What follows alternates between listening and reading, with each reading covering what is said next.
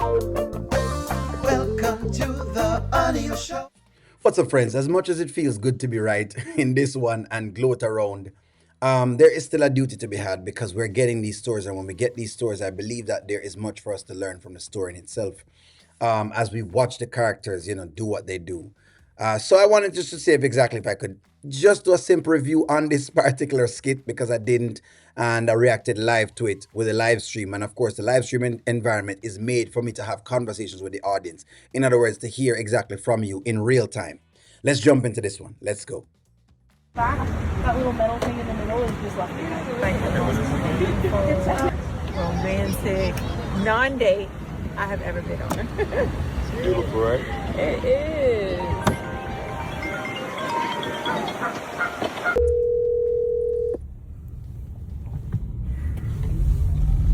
So Anthony is calling from now till next week, and he's calling and him upset and him vexed, and some people say, you know what, him deserve all of this. Let me say this. As much as we know what's going on, and I've said what I've said, yes, Anthony is getting a lot of, what you call it now? A lot of his own medicine to some extent, because to an extent. Now, he is getting the karma that we actually want to see, right? You all wanted to see him crash out, and we're now starting to see him crash out. And maybe he need the crash out to happen because really and truly, last year when he was doing his thing, hey, Amber was the one crashing out. So he's now crashing out. And it's good to see that at least he's under some amount of pressure because of the crap that he's been doing too. Yeah. Hi, you've reached Amber. Leave your name, your number, and a detailed message, and I'll get back with you as soon as possible. Are you serious? Thanks. I love hearing this. Geese.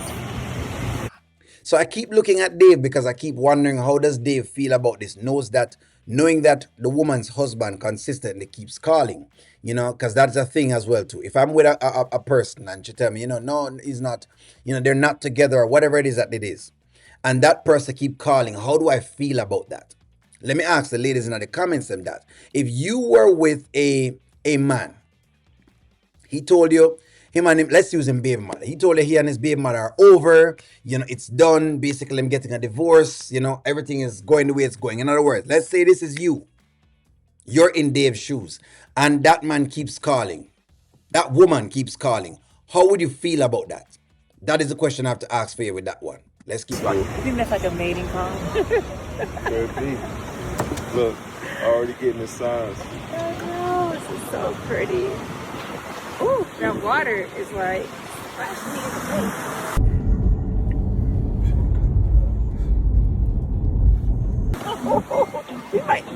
we might need to go.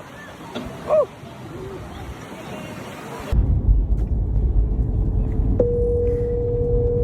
Oh my God. I'm sorry. He said it's an emergency. Let me just. Yes, Anthony, what is the emergency? Why haven't you been picking up your phone? Who are you talking to? I'm talking to you. I've been calling you. All right, look at Dave's face. Now, he is upset. Just like if you were to call your husband and he's not picking up his phone, you'd be a little bit annoyed. That's what that emotion is. Now, what I would have done and what I thought Amber should have done, and a lot of people stated it this morning, is maybe just don't answer the phone and have this conversation privately. I don't believe that Dave needed to hear this conversation, but of course, for Skitland purposes, they're going to let Dave hear the conversation. But they're just asking you, how would you have dealt with this? And the answer for me is, I would have gone to answer my phone in private when Dave wasn't there. That's how I would have done it. How would you have done it? All day. I've been calling you last night. You're not answering your phone. You're not doing anything. Where are you at? What are you doing? I'm busy and I'm having a good time. I'm enjoying myself. Oh, you busy? Yes, I'm busy. So What's the emergency? Your husband wanted to know about your whereabouts. Where were you at? Well, you know what, Anthony? We don't always get what we want now, do we?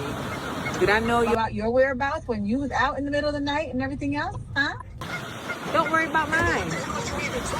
Anthony, we are getting a divorce. Why are you asking me where I am? Can you please do me a favor and stop calling my phone? All right. So Dave is the main person to watch in all of this. How is this going at this point? We keep asking the question, is Dave about to start putting Amber in the friend zone?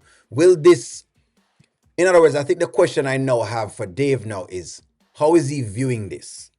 Is he looking at this as a more fuel to say, you know what, I'm going to go in some more on Amber? Or is he now starting to look at this as, you know what, maybe this relationship that she's talking about is not over. Maybe it's not yet over. What type of guy is Dave? You know what I mean? In other words, for the men them in the chat, if you were the guy sitting on that next side, how would you be dealing with this? Would you be basically, laughing at the whole idea and thinking, you know what, let me just kind of go into this? Yes or no? That is not the question I have with all of this. But yes, as you can see, Amber does these things where she talks on speakerphone with Anthony. And one of the things someone said in the chat was that she's never respected him. And I honestly want to go in on that and say that that is true. You know, Amber has a way of, it's almost like she's always done Anthony like this. She's never done him any other way, to be very, very fair with you. And I think that's why she's getting the flack that she's getting now, because the story people want to give us is that, you know, she's this nice, sweet, lovely girl who really doesn't deserve any of the things that Anthony does. She don't deserve any of it, you know what I mean? And Anthony just doing these things. He's that evil that he's just doing these things, forgetting that there are other sides to the story, like you talking to him on speaker right here. So same as though she talked to him on speaker with Ernestine or with other people or whoever else it is. But it is what it is, you know. He married this woman and he thought he had something. She thinks she had something, and that's where we're at in the storyline. So stop calling your phone. Stop calling my phone. You know what, Amber? You are something else. I swear to God. You really testing me. I'm testing you. I'm testing you. Look at Dave's face. Because if I was in Dave's shoes, I should be reading all of this and wondering, is this how she treats him? Why is it that she treats him like this? Because she's saying stuff. But now Dave is hearing that. You disrespect me all the time. Is Dave reading that? That's also a question. Well, you know what? Here's another test. See if you can call me again. Amber. I'm sorry. I apologize. I know that was a little. Can you go back to Atlanta? Oh my God, I'm gonna have to block him.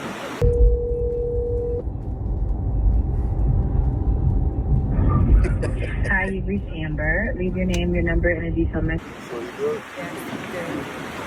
See, Dave is now starting to ask question. Are you sure you want to go back to Atlanta? You sure you don't want to do that right now and go handle that? Because the truth of the matter is, she should go and handle that.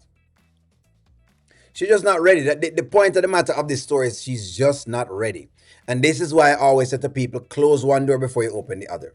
It's just, listen, O'Neal is not like any saint either, and I want the audience to understand this. O'Neal is no saint either. O'Neal has gone through the whole idea of not closing a door before you open another one. And you realize that it creates issues.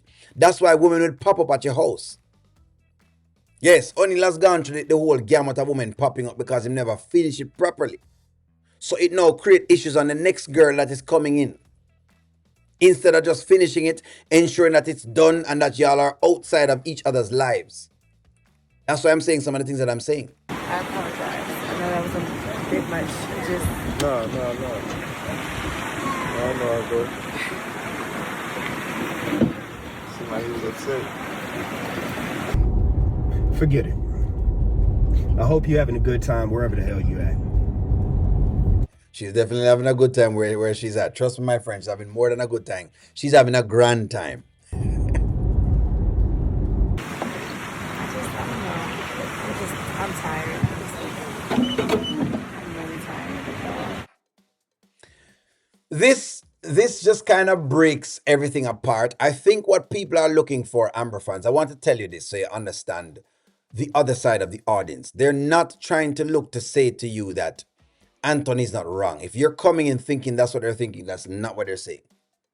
They're also not saying that Amber doesn't have a right for divorce. That's not what they're saying. What is happening with the other side of the audience is that they're just calling a spade a spade. And they're saying you cannot elevate any one of the Daltons because they both have the same things going on where they just don't get things in order properly. Them both have the same issues. They both have the same issues with boundaries. They both have the same issues with respect. They both have the same issues with needing too much attention. Because yes, that can be a problem too if you need too much attention. Because then you start relying on other people for your happiness. Look at Anthony, I'm unhappy. Anthony happy because she getting the, Amber happy right now because she getting the attention. That is what the other side of the audience is calling out. Just so you are aware, so you don't get it twisted.